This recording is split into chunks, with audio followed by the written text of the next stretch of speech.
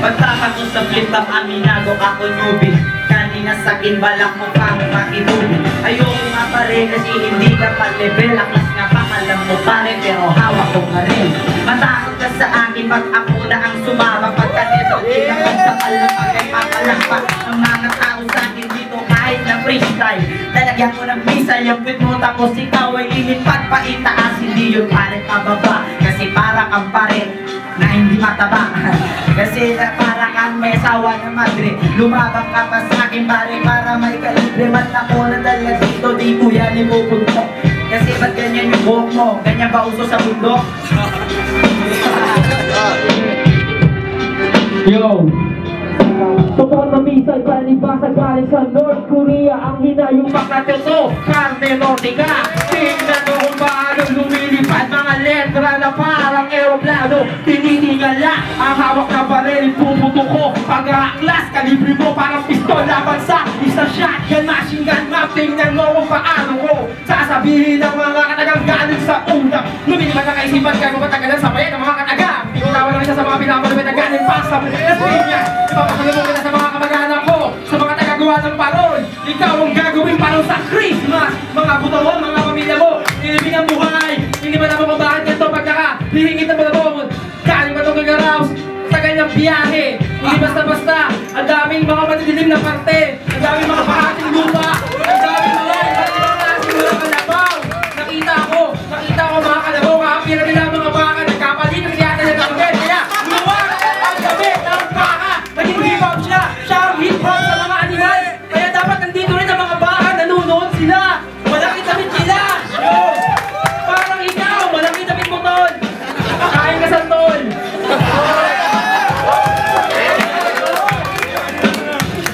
Salamat ang ginagawa sa may napagtanggap sa amin. Yeah!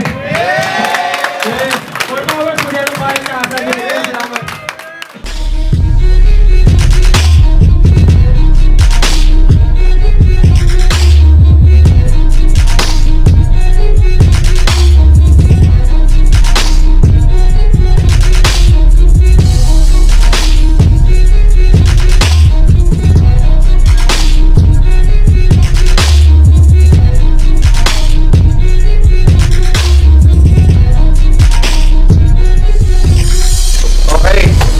Battle ng modernong balagtasan. Shoutouts pala dun sa kaibigan ko nung isang gabi, yung kaibigan ko sa Spiral. Magingay para sa mukha mo. Yeah! Levitate, magingay oh! Yeah! Okay?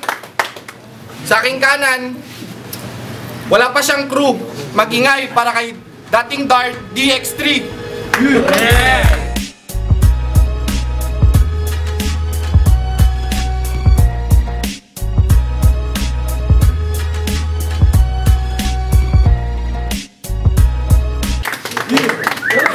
Sa kaliwa, Southside Pride, magingay para kay Lil One.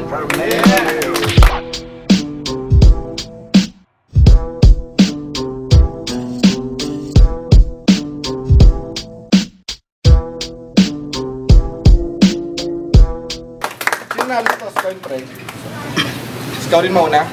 Nanalo si Lil One sa toss coin, siya rin daw yung mauna. Game, Lil One, game. Yo. Idol, pwedeng patulong si Darnie ka, di ba? Yung extrang hero na puro kaliwang muka. At pagsapit ng alas 12, nagaanyok ang palaka. At napaka-ignorante mo. Kalahin nyo, bibili ba naman ng lechon manok sa talipapa? Tanga ka ba? Sang bundok galing ka? Anong lahi meron ka? Muwi ka na lang, putapete ka. Yo, hindi ka kagalingan kaya kahit loko natalo ka. Sa muli kong pagbabalik sa'yo ako na itapat, delikado ka. Dahil ako ang Diyos na Judas na magbibigay sa'yo ng iyong kapalaran. Araw-araw gagawin kitang batang utusan. Araw-araw gagawin kitang utusan. Yo.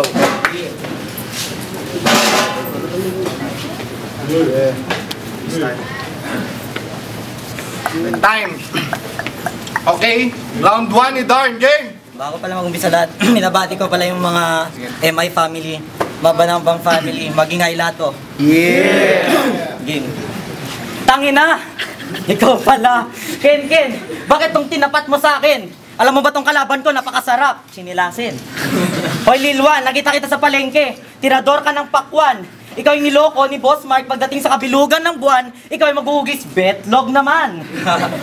Lilwan, tinagurian ka dito na -1, na di marunong mag 1+1. Kung mag-rap lumpo, parang si Righteous 1. Unang laban mo, Boss Mark, unang laban mo, Lilwan, kay Boss Mark, ikaw na bastos. Kaya wag mong idadamay nanay ko dito kasi pinalaki niya ako maayos at may takot sa Diyos. Kaya di na ako magtataka sa'yo kung bakit ka pinalaki sa katakot-takot na kutos. Gusto mo walang kain, walang gising? Ko, matos. Yang mukha mo, may kalalagyan yan. Ako na mismo maglalantad dyan. When I see your face, parang nabagsakan ng flower vase. Kutis ko maputi parang gatas, nido. Kutis ni Lilwan maitim parang tsokolate, Milo. Takot si Lilwan lumangoy sa 7 feet. Paano ba naman kasi nilalabasan na to pag ang palabas ay Sesame Street? Kaya wag mong... Unang laban mo pa lang. Sa sinasabi bang si Loko, ay kung lokohin kaya kita. Tangina ka, Lilwan. Lilwan, little ko, little he, little Indians. Time. Okay, round 2, Lilwan, game. Yo. Nung laban nyo ni Loko, sinasabi mong pangit siya, mas pangit ka pa nga. At hot yung nanay mo, tatadtarin ko, titirahin ko, at kung kay Loko mapaparay siya, pues sa'kin mapapakanta siya. At saya, di ba? Magiging anak na kita, putang ina ka! Yo. Yung mga corny mong jokes nakakahilo. Bata ka pa nga kasi, uminom ka na lang ng nido. At umuwi ka na. Kasi sa paglikha ko ng tula, tsak hindi mo kakayanin. Mga bara mong mahangin, parang isinain lang na kanin. At kung itatapat ka sa akin, talo ka, height pa lang yan. Ang pangit ng mukha mo, tipsy na ba yan? Feeling ka, iniisip mong makata ka, bata ka pa nga. At kung inaakala mong matatalo mo ako, wala akong practice fest, dehado ka. Yo, ngayon, ako si Lilwan, ang pinakamainit na parabang mayon. Tawagin mo kong Bulkang Lilwan.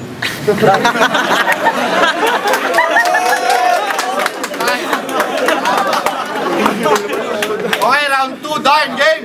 Titirahin mo nanay ko, nakakadire. Di ba mo titirahin, wala kang titi. Dahil sa drugs, kaya ka na-drop. Di niya kinayanan ng course na IT. Kababagsakan nito likod ng CBMC. Pasalamat ka, wala dito si Mad. Kung meron siya, ikaw ang unang tikbalang papatira ko sa kanya kasi magaling siya mag-UFC. Kaya lahat ng banat-banat na pinag-ipunan mo sa akin dito, palalamunin ko lang bongbo. Parang fried chicken, KFC. Kaya Lilwan, okay lang yan. Payong kaibigan lang. Huwag ka na masyadong umithit ng coke. Kaya ka natalo kay Boss Mark kasi lahat ng rounds mo, ikaw ay na-choke. Tapos mahilig pa siyang kumain ng yema. Putang ina ka, Lilwan, di mo alam yung mga katropa mo, hinaluan nila yung pagkain mo ng flema. Masarap ba? Ha, masarap? Parang kang binugbog kasi ni Satanas, yung mukha mo parang naapakan ng mansanas. Masyado kasing sunod sa uso, pare. Ang kapal talaga ng uso mo, grabe. Alam mo kung ano ang pinakamatindi. Nakita ko yung titi niya nabuhusan ng kape. Naipit pa sa pintuan kagabi. Kami lang gwapo at tao dito, ikaw lang ang hindi. Ang kutis niya, kutis tsokolate. Ngayon at hawak na kita Lilwan, parang nakahawak na rin ako sa tae. Eto, pangit tatay mo, pangit nanay mo, pangit kapatid mo, pangit buong lahi nyo. Ano ka, exempted? Pangit ka rin, gago. Ikaw nakita ko dito, pinakapangit na tarantado. Alam mo tawag doon? Trash talk. Puro ka salita, wala sa gawa, all talk. Kaya ngayon, kaya ang pagharap mo sa akin, parang di ka manalo sa larong Jackstone. Papawin kita at papayan kita, papasayon pala kita, mala Michael Jackson. Moonwalk.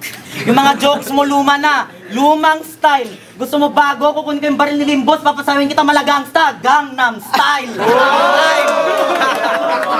Time. Okay, round 3, Lilwan, game. Yo, wag kang umastang siga ka, dehado ka. Mundo ko tochong, wag kang umasang mananalo ka. Dahil misyon kong pabagsakin at tapakan ng mga MC'ng lumaki ang ulo simula nung sumikat. At ngayon sa pagbabalik ko, ito ang unang babala. Pes, humanda kayo.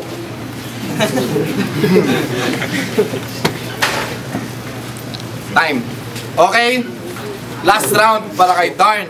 Hoy, ungas! Kung makabanat ka, akala mo wala ng bukas. Tignan mo nga itsura mo sa salamin, nakala mo meron pang lunas. Kaya huwag ka mag-aangas sa lalaking may balbas. Kasi kami yung mga tipo na hindi umaatras. Kaya dito sa larangan ng rap, Lil1, yagit ka. Para lang tong sa takilya, ikaw yung pinakapangit na terorista. At ako naman yung pambato nila na pinakagwapong artista. Tsak sa laban natin, panis ka. Hindi mo matatapatan angas ko kahit ikaw yung pinakamatapang na sadista. Tapos mahilig pa siya, lagi na lang siya nagkukok kasi, kaya lagi nagchuchok. Tangina ka, Lil1. Ang sarap talaga kantahin, Lil1, Little 2. Nakasar talaga ako sa'yo. Yung mukha mo talagang kabayo. Sabi ng nanay niya, hulog siya ng langit. Tangina mo, Lil1, isa lang masasabi ko sa'yo, ubod ka ng pangit. Tapos kung mag-choke, talagang praktisado ka ba? Pumunta ka dito, time na nga. Doon ang balagtasan magingay, oh. Teka lang, ugalis. Okay ang boto, 5 boto para kay Darn. Director, Take Shark, Mabubaligwa po. Rounds 1 to 3, Darn ako. Kasi tatlong beses na hindi naman choke din actually si Lil1. Siguro kabado lang. Pero yung round 2 ni Darn, comment lang, medyo generic. So lahat narinig na yun. Pero okay rin yung delivery niya. Darn, rounds 1. Osva nga pala, Boss Mark nga pala, binabati nyo lang yung shoutout sa Osva, kay Vix ng THR, AGO, tsaka Wasalak. Darn versus Lil1, all rounds kay Darn. Pero yung round 3, muntik nabigin lang si Lil1, kaya Darn ako ulit. Loko nga pala, Goonscrew. Shoutout sa buong modern ng Balagtas. Binoto ko si Darn kasi nag-joke si Lil1. Tsaka kahit generic yung kay Darn, tuloy-tuloy siya nakapaganda siya, kaya Darn. Yo, DK rated SPG sa Giants. Round 1, Darn. Round 2, round 3, although may ginawa si Darn sa flip top, boto ko kay Darn kasi choke round 3 Lil1. So, Dominating nga pala, side guns tsaka SPG. Ang boto ko, bibigay ko na lang kay Darn. Kahit may mga kinaya siya sa flip top, siya na lang kasi parang no choice ako. Darn na lang talaga.